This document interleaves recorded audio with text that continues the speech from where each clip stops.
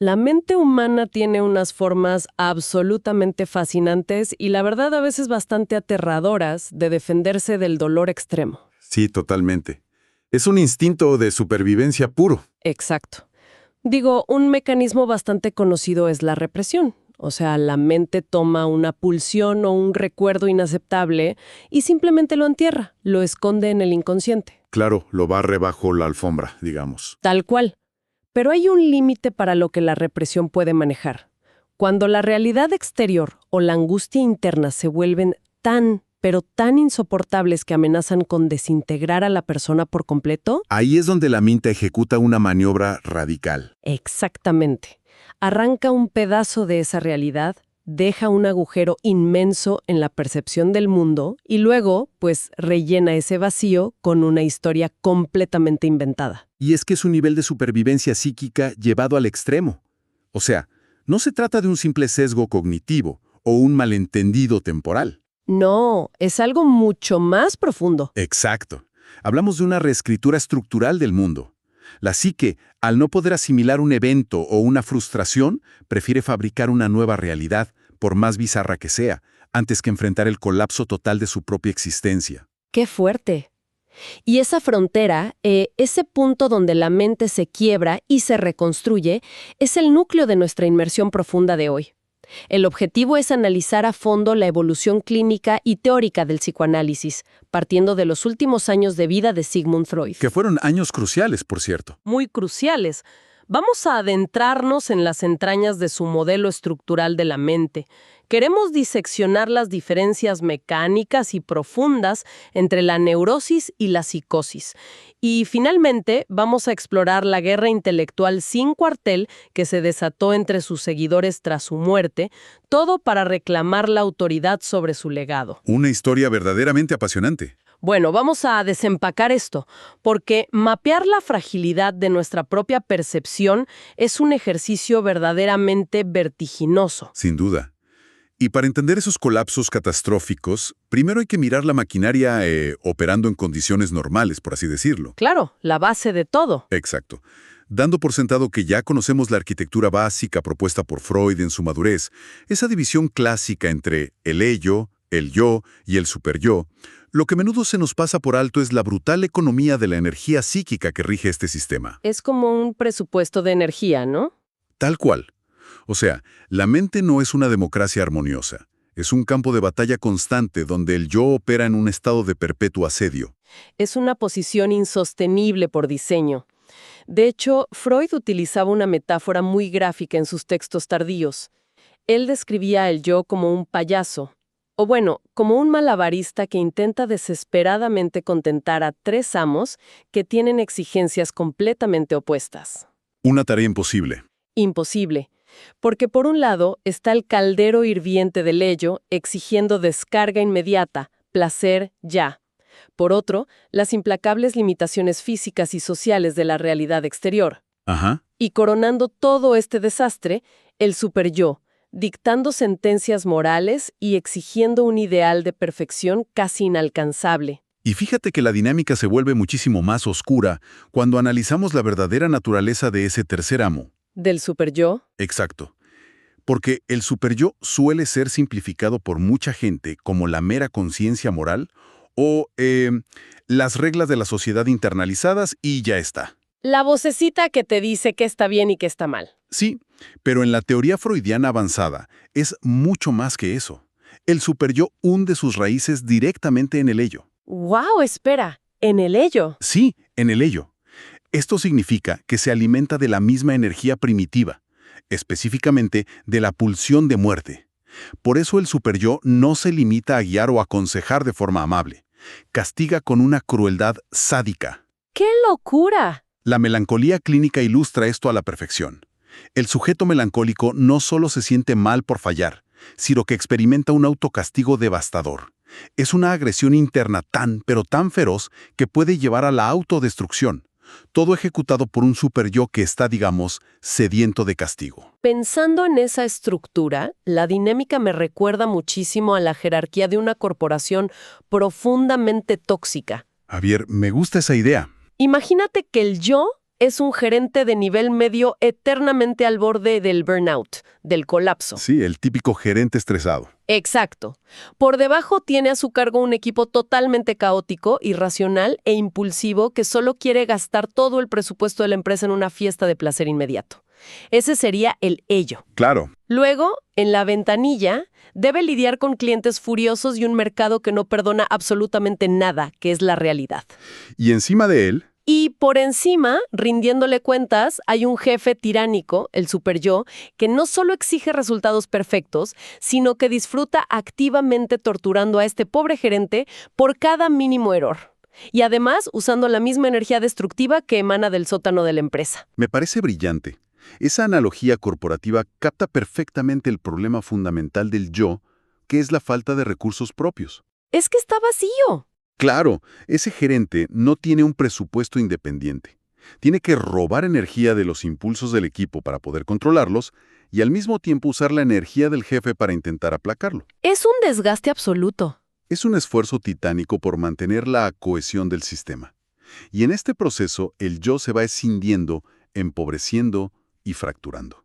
La alienación y el agotamiento mental crónico que observamos todos los días en la clínica y en la vida no son fallos del sistema. Ah, no. No, son el resultado predecible de un aparato psíquico que gasta casi toda su libido, su energía vital, simplemente intentando evitar que la estructura entera salte por los aires ante la presión combinada de esos tres frentes. Esto tiene un límite.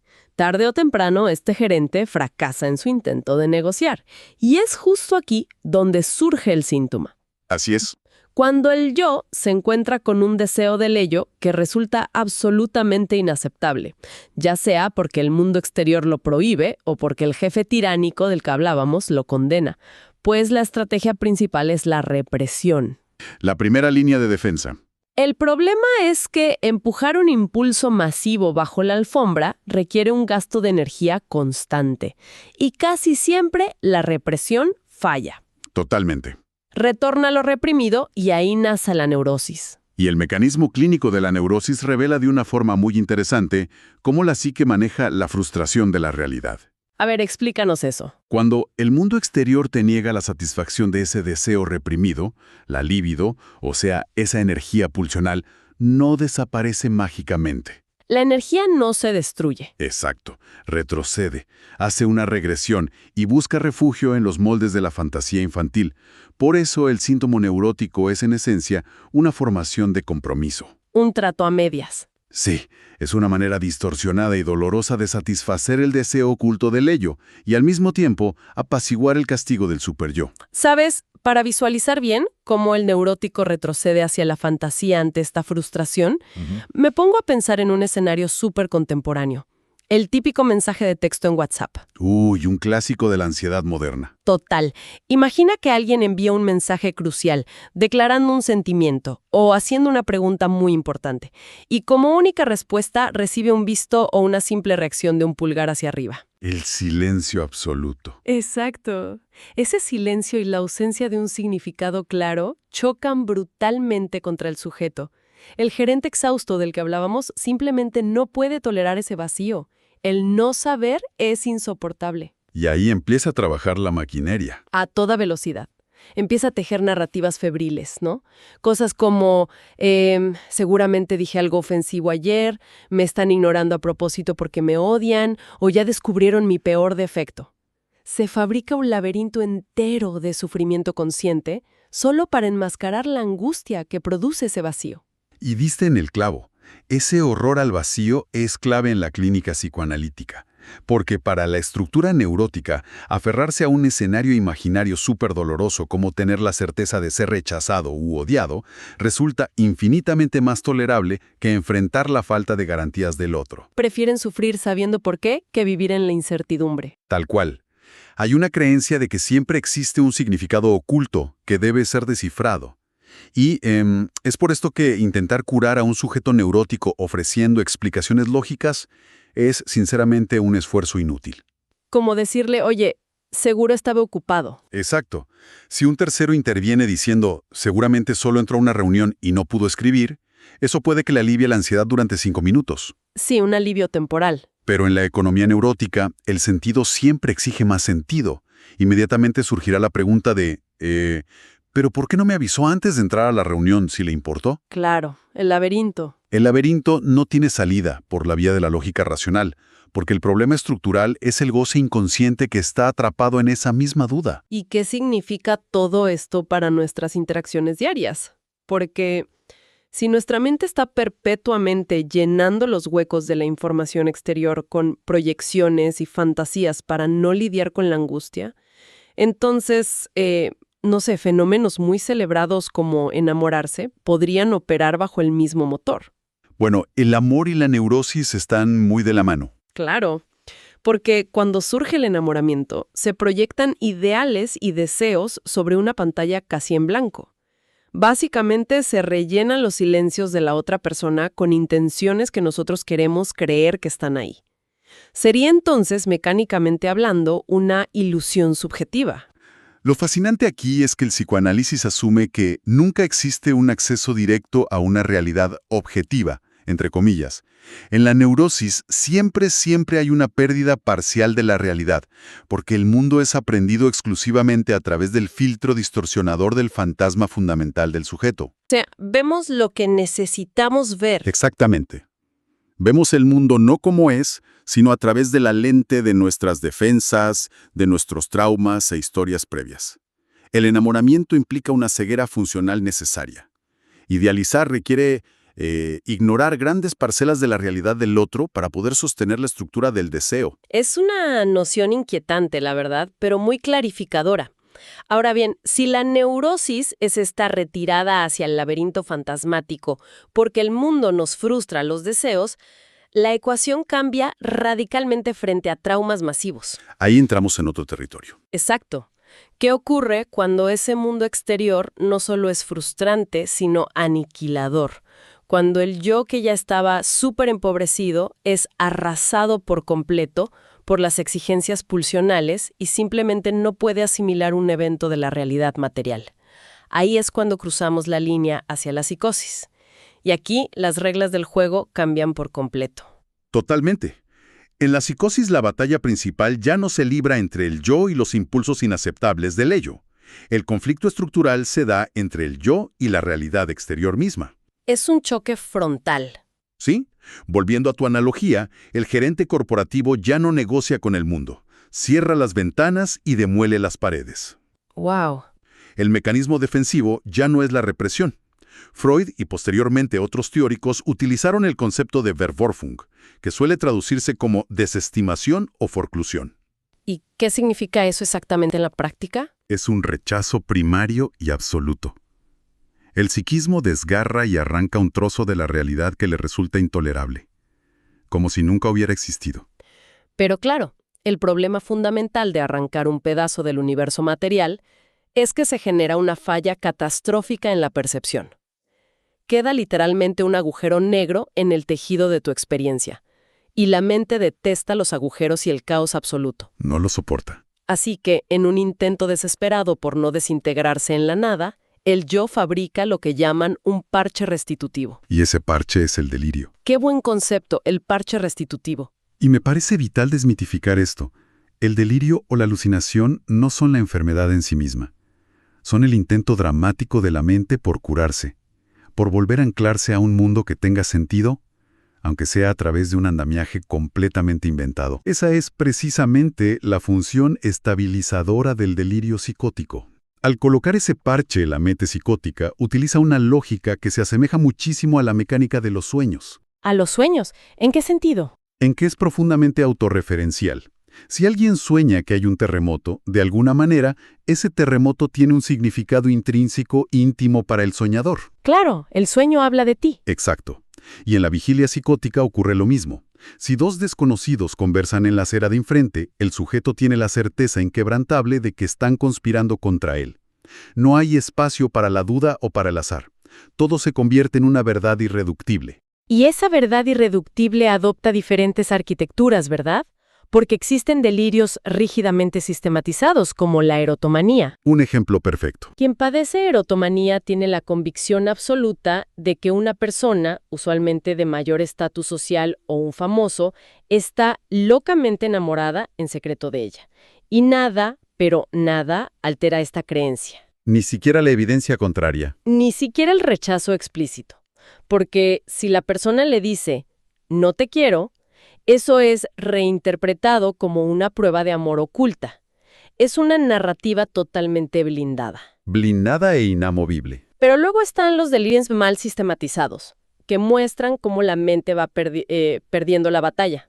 Comienzan quizá con la creencia de que un colega del trabajo trama un despido, pero con los meses la narrativa se degrada hacia territorios sumamente bizarros. Se vuelve cada vez más extraño. Sí, la persona termina asegurando que su comida está envenenada con nanotecnología controlada por extraterrestres. Ahí el yo está tan fragmentado que el parche restitutivo pierde toda coherencia lógica. Y esa degradación muestra la enorme fragilidad del parche. Y de paso plantea un problema clínico monumental. Me imagino. Porque si la desconexión con el mundo compartido es tan severa y la certeza del delirio es irreductible, intentar una cura mediante la argumentación o tratar de confrontarlos con la realidad es inútil e incluso es peligroso porque el analista pasará rápidamente a formar parte de la paranoia del sujeto. Y eso justo me genera una gran duda sobre el método psicoanalítico tradicional. Digo, si el núcleo del psicoanálisis es sentarse en un diván y desenredar nudos a través de la palabra y el vínculo con el terapeuta, ¿cómo abordaba Freud a pacientes tan absolutamente desconectados del consenso de la realidad? La respuesta corta y sorprendente es que clínicamente Freud no los abordaba en el diván. Ah, no. ¿No? Tenía reservas teóricas muy profundas sobre el tratamiento psicoanalítico de la psicosis. Su argumento radicaba en el concepto de la transferencia. Que es clave en terapia. Exacto. Es esa capacidad vital del paciente para depositar afectos, revivir patrones infantiles y crear un vínculo analítico con el terapeuta. Freud sostenía que, en la psicosis, la libido se había retirado de los objetos del mundo exterior, para volcarse enteramente sobre el propio yo del paciente, alimentando el delirio o la grandiosidad. O sea, no había energía para el terapeuta. Tal cual, sin libido dirigida hacia afuera, era imposible establecer esa transferencia, lo que hacía totalmente inoperante el análisis clásico. ¿Sabes? La historia del psicoanálisis guarda un dato fascinante sobre esto. El análisis más exhaustivo y famoso que hizo Freud sobre la paranoia y la psicosis fue el del juez Daniel Paul Schreber. Un caso histórico. Sí, un magistrado alemán que desarrolló un delirio sumamente complejo, creyendo que Dios lo estaba transformando físicamente en mujer para engendrar una nueva raza humana. Así es. Pero lo loco es que Freud jamás escuchó estas historias en su consultorio. Él analizó el caso meticulosamente, leyendo las memorias que el propio Schreber había publicado. Freud mapeó las profundidades del quiebre psicótico desde su escritorio, asumiendo que el diálogo terapéutico tradicional, pues, no era la herramienta adecuada para esto. Y al aceptar esa limitación, Freud tuvo la claridad clínica, y hasta visionaria, de predecir que, en el futuro, las ciencias biológicas probablemente encontrarían vías para tratar estos desequilibrios profundos de la mente. Básicamente predijo las pastillas. Exacto. Abrió la puerta conceptual a lo que décadas después sería la tremenda revolución de la psicofarmacología. Sin embargo, en el terreno de las neurosis y el funcionamiento general de la mente, Freud dejó un mapa teórico tan inmenso como ambiguo. Nunca redactó un manual operativo definitivo. Dejó muchas puertas abiertas. Demasiadas. Y tras su muerte en Londres en 1939, ese vacío de autoridad técnica desató una verdadera tormenta. El movimiento psicoanalítico no se consolidó de manera uniforme. Se fracturó en facciones profundamente enfrentadas, donde cada escuela aseguraba poseer la llave maestra para entender verdaderamente la psique humana. Fue una balcanización académica pura y dura. Una de las facciones más prominentes se trasladó al otro lado del Atlántico, la escuela norteamericana, que se consolidó bajo el nombre de la psicología del yo. Ajá, allá en Estados Unidos. Sí, figuras como Heinz Hartmann y la mismísima hija de Freud, Anna Freud, tomaron las riendas. Y lo interesante de Anna Freud es que su formación original era en pedagogía, no en medicina, lo cual impregnó profundamente su visión de la terapia. Para ellos, el psicoanálisis debía alejarse de los abismos oscuros del inconsciente y centrarse más bien en la superficie. Exactamente. El objetivo terapéutico cambió por completo. En lugar de limitarse a ser consciente lo inconsciente como hacía su padre, la psicología del yo buscaba fortalecer la instancia adaptativa. Querían arreglar al gerente. Literalmente. Querían dotar a ese gerente corporativo agotado de mejores herramientas de gestión, fortaleciendo sus mecanismos de defensa para que pudiera adaptarse productivamente a la sociedad. La técnica implicaba que el sujeto debía lograr una alianza fuerte e identificarse con el yo sano y libre de conflictos del propio analista. Sonaba muy optimista. Intentaban adaptar al individuo a la sociedad. En el Reino Unido operaba la escuela inglesa, con mentes brillantes como Melanie Klein y Donald Winnicott, quienes tomaron una ruta diametralmente opuesta. Ellos fueron a la profundidad total. Sí, desdeñaron la superficie y se sumergieron en las profundidades más caóticas y violentas de la mente humana. Además, fueron pioneros en analizar a niños pequeños, algo que antes parecía francamente imposible, porque los niños no pueden recitar asociaciones libres recostados en un diván. Así que Klein introdujo la famosa caja de juego. Y ojo, la técnica del juego no era un simple entretenimiento para tener al niño quieto. Era un método muy sofisticado para eludir las incipientes defensas del yo. Los observaban jugar. Ajá. Al observar cómo los niños manipulaban los juguetes, cómo los destruían, los ocultaban o los hacían pelear, la escuela inglesa logró decodificar la externalización de objetos internos que eran francamente terroríficos. Klein postuló algo súper radical. El yo no nace estructurado, sino que emerge en los primeros meses de vida enfrentando ansiedades de aniquilación absolutas. O sea que para ellos todos estamos un poco rotos desde el inicio. Para esta escuela, debajo de nuestra fachada civilizada, todos albergamos núcleos psicóticos inerradicables. La terapia no trataba de adaptar al sujeto para ser un buen ciudadano, sino de ayudarlo a tolerar e integrar esas partes oscuras y destructivas que arrastramos desde la cuna. ¡Wow! Y entonces, desde París, llega la escuela francesa. Entra en escena el psiquiatra Jacques Lacan y procede a demoler todos los consensos. Lacan no dejaba a nadie indiferente. ¡Para nada! Lacan levantó la bandera del famoso retorno a Freud y acusó directamente a la psicología del yo norteamericana de cometer una herejía monumental. Afirmaba que intentar fortalecer al yo y adaptarlo a la realidad era una aberración clínica.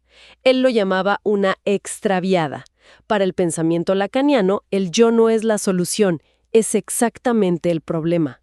Es una ilusión. Exacto, es una construcción puramente ilusoria, una coraza de alienación nacida en lo que él llamó el registro imaginario. Y la crítica de Lacan era letal porque atacaba el núcleo mismo del objetivo terapéutico de los americanos.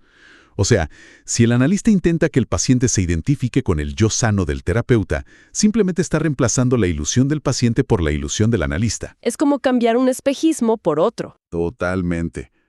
Lacan también criticó el enfoque puramente imaginario de las fantasías kleinianas.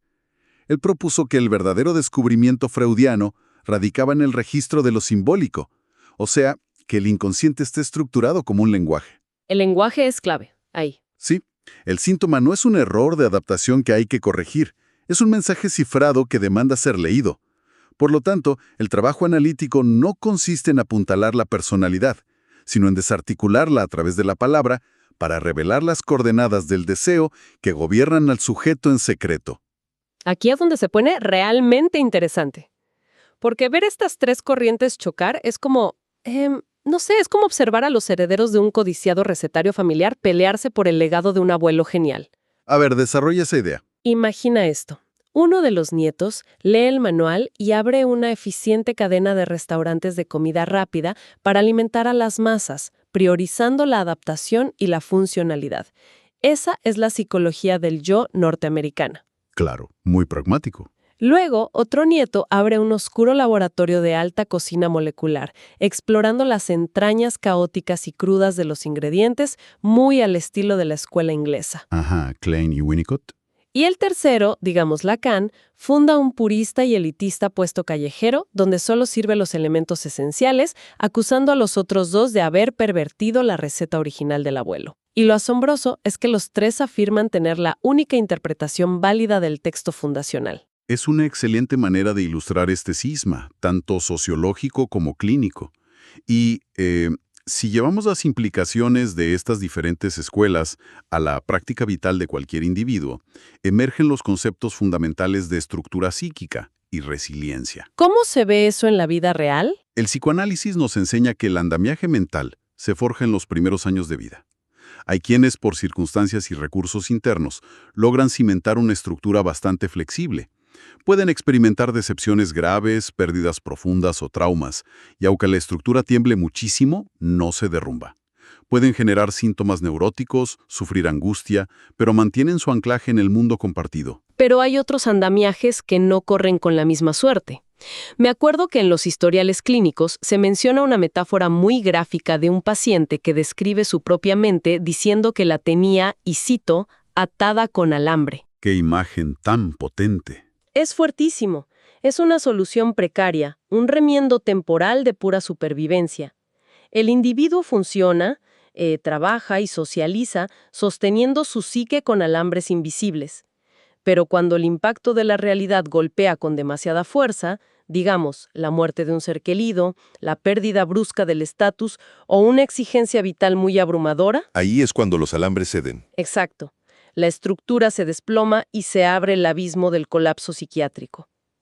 La elección del tipo de terapia, ya sea intentar fortalecer esos alambres, o ayudar al sujeto a tolerar el abismo, o desentrañar el lenguaje que lo nombró, pues dependerá totalmente de qué escuela teórica esté sentada detrás del diván. Y este recorrido demuestra que conceptos que nosotros damos por sentados todo el tiempo, como la cordura o el contacto con la realidad, no son estados garantizados por la naturaleza. Son victorias súper precarias que vamos ganando día tras día. Un mantenimiento diario. Sí, entender estos mecanismos de represión, forclusión y escisión no solo sirve para estudiar patologías severas, sino para reconocer las fuerzas tectónicas que operan bajo la superficie de nuestras decisiones cotidianas más mundanas. Definitivamente. Ha sido un descenso profundo el de hoy. Hemos observado cómo el yo consciente libra batallas agotadoras e invisibles, como un malabarista que está al borde del colapso. Hemos analizado cómo los parches delirantes operan como un intento desesperado de costurar los agujeros de una realidad que nos aniquila. Y hemos navegado por las turbulentas y encarnizadas disputas teóricas que moldearon la forma en que entendemos nuestra propia mente. Y creo que lo crucial de revisar todos estos fundamentos históricos es que evidencian la enorme vulnerabilidad de nuestro aparato cognitivo. O sea, las presiones que fuerzan a la mente a reescribir su propio código fuente no han desaparecido en la actualidad, simplemente se han modernizado. Solo cambiaron de escenario. Exacto. El esfuerzo monumental que realiza el psiquismo para mantener unificadas todas sus múltiples facciones exige muchísimo respeto intelectual y una comprensión muy profunda de su fragilidad. Lo cual nos invita a una reflexión final que, sinceramente, es verdaderamente incómoda pero necesaria para quien nos escucha. Si gran parte del esfuerzo humano se dedica a filtrar el caos del mundo exterior a través de la maquinaria de nuestras represiones, defensas y fantasías, y si toda nuestra experiencia vital está mediada por impulsos que no controlamos y un lenguaje que nos antecede, entonces cabe preguntarse, ¿alguna vez llegamos a rozar la realidad material tal cual es? ¿O será que todos habitamos dentro de nuestras propias ilusiones meticulosamente atadas con alambre, simplemente esperando que el próximo evento de la vida no las haga colapsar? Te deja pensando, ¿no? Una pregunta muy inquietante para procesar.